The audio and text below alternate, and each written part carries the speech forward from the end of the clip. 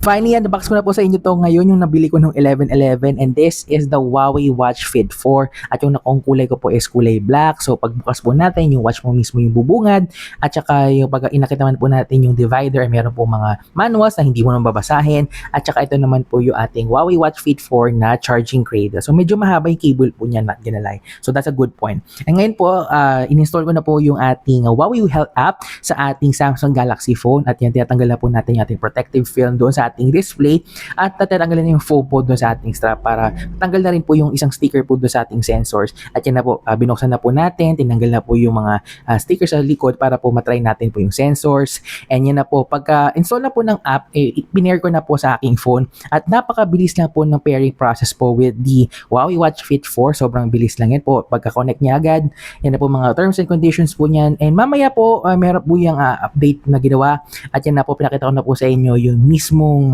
watch po niya, talagang napakabilis po niyang i-process. So, excited na akong i-share sa inyo kung ano yung nakita ko sa Huawei Watch Fit 4. Ayan, finally po, na-setup na po natin yung ating Huawei Watch Fit 4. Actually, nagagamit ko na po siya ng mga ilang araw na po siguro. And first impressions ko po with the watch is talaga pong reliable siya in terms of the health applications and then sa heart rate and then yung kanya pong GCash na QR Pay po is meron din po dito. So, yun lang po yung mga ating initial impressions right now. At bibigyan ko kayo ng mga coverage po with this Huawei Watch 4 po in the next coming day. So, kung may tanong po kayo regarding po sa ating Huawei Watch Fit 4 at abangan po ninyo, meron tayong mga kasamang accessories po dito na gagawa ng video, follow nyo na lang po ako at saka mag-comment na rin po kayo. And if you want to get this one, click nyo na po yung product link sa video po na ito.